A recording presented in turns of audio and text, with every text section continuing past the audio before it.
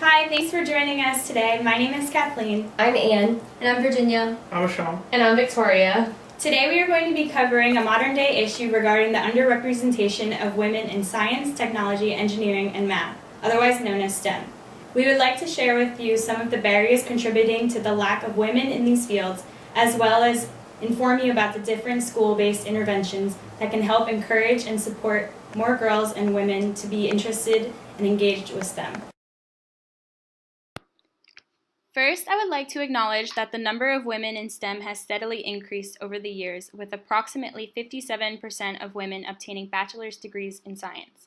However, the numbers are still marginal when compared with the numbers of men in the same fields.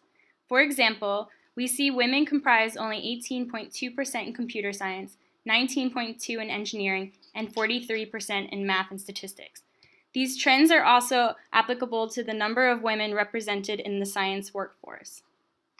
We can briefly see here the same general trends pertaining to the number of women obtaining higher degrees, specifically in engineering, compared to men. While the percentage of women increases marginally from bachelor's to master's, with a slight decrease in doctoral, the overall percentages of women in each of these degree levels are dramatically lower when compared to men of the same level. There are two possible theories for the underrepresentation of women: the deficit model and a metaphor called the leaky pipeline. The deficit model attributes the lack of women in science to a variety of social barriers. Some of these barriers include a lack of support from peers and teachers, differential treatment of women once they enter these fields, and a traditionally male-dominated culture that resists the entry of women. Some examples from research that display the effects of this deficit model include the experiences of Marta Wayne, a female biologist who, upon entry into her male-dominated science field, encountered resistance from her male colleagues and was even accused of having inappropriate relations with her mentor. Over the course of her career, she was harassed and discouraged by peers and mentors. These repeated experiences caused her to question her capabilities and decision to enter the field. Evelyn Hammonds also describes similar experiences trying to break into a male-dominated physics field. She was unable to identify female mentors and was passed over for leadership positions in favor of her male peers. In fact, these negative experiences had such an effect on her that she eventually dropped out of her PhD program. Finally, Wendy Faulkner discusses the identity struggle experienced by women engineers. Women are simultaneously highly visible as women and yet not visible as engineers. This paradox means that these women are not taken as seriously because they do not fit the traditional image of an engineer. Their work is highly scrutinized and their careers may suffer as a result. The leaky pipeline is a metaphor that describes girls' loss of interest as well as participation in STEM programs as they progress through school. The pipeline travels through the different phases of education and choices that one can make before deciding on a final career choice.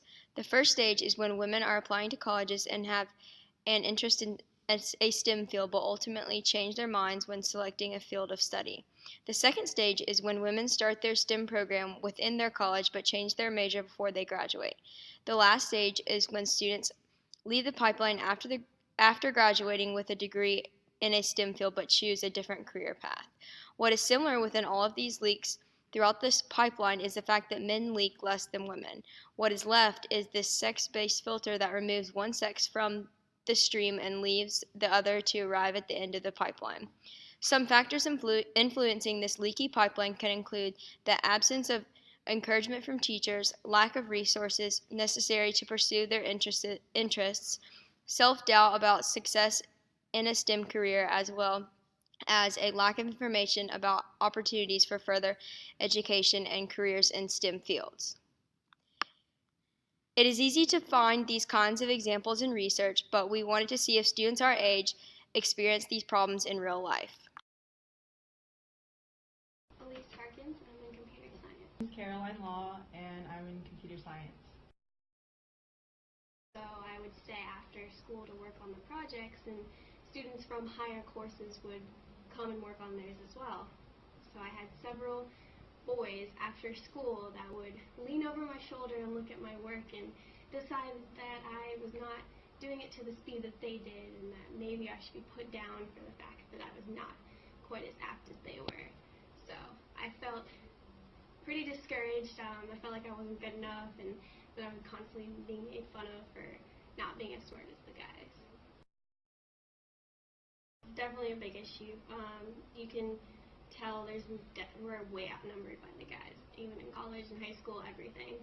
So I actually participated in a program in high school called DigiGirls. It was provided through Microsoft, where they brought girls in high school to their facility and taught them everything about what they were doing and how they could get involved and why they should pursue a degree in the STEM field.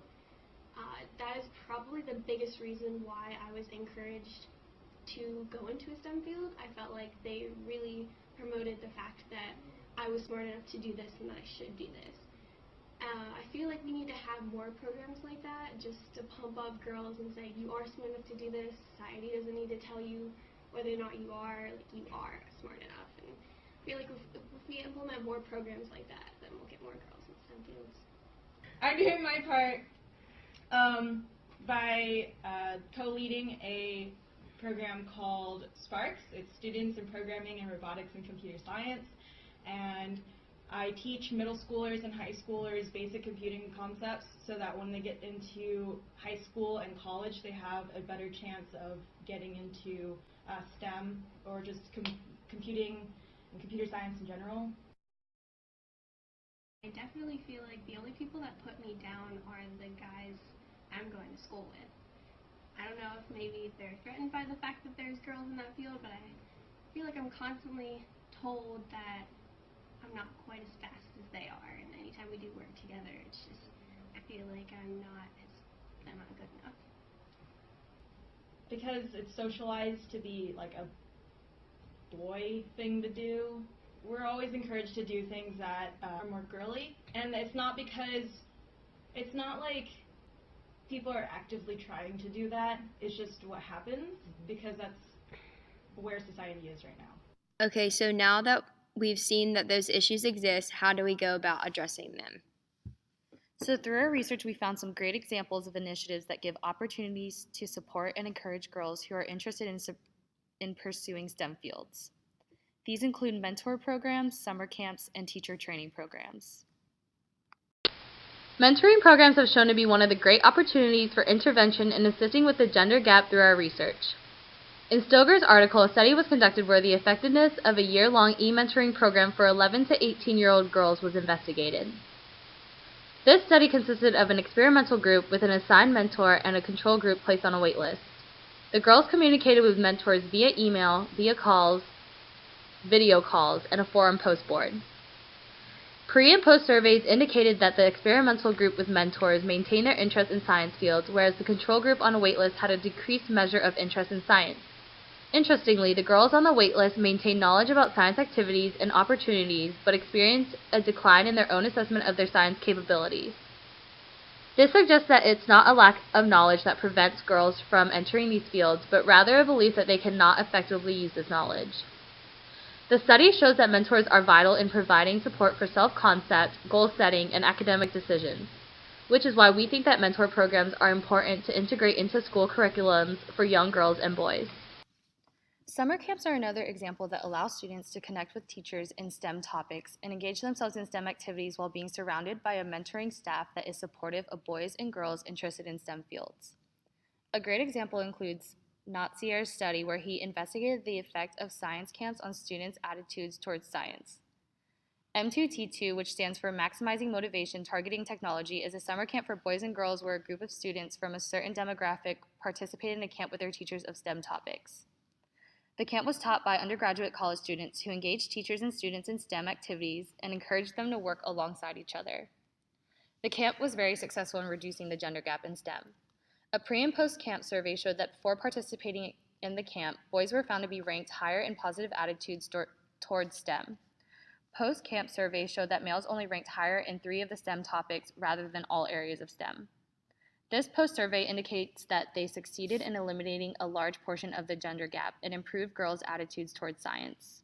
Teacher training is the third intervention we found to increase interest in STEM. The programs help teachers create awareness in the gender gap of students to have better connection with them and learn different teaching methods that will help them teach STEM in a more engaging way. One program that was very effective was called iQuest. The purpose of the program was to bring technology-enhanced learning experiences for girls and minorities in middle school. It offered a summer training camp for teachers to help them create a new curriculum that incorporated technology in the classroom and implemented hands-on activities that engaged their students in STEM and made sure they were having fun doing it. Based on these approaches, our recommended course of action would be to integrate the positive aspects of all three of these categories of intervention. These include more teacher training programs that help them properly engage with students and learn how to treat both genders fairly, more student and teacher programs where they can work together to address any issues that come up and to train students to be leaders in the classroom to help other students and even the teachers when they need it. And finally, student after school and summer camps so that students can have more opportunities to engage in STEM activities outside of school, similar to the Sparks program mentioned by Caroline in the video, where college students teach kids about STEM. With all these interventions, it is important to follow up with the students and teachers to see if the students had an increased interest in STEM and so the teachers can continue to use these programs. Thank you for your time and attention. If you have any questions, please feel free to use the information given to you in the handout to contact us.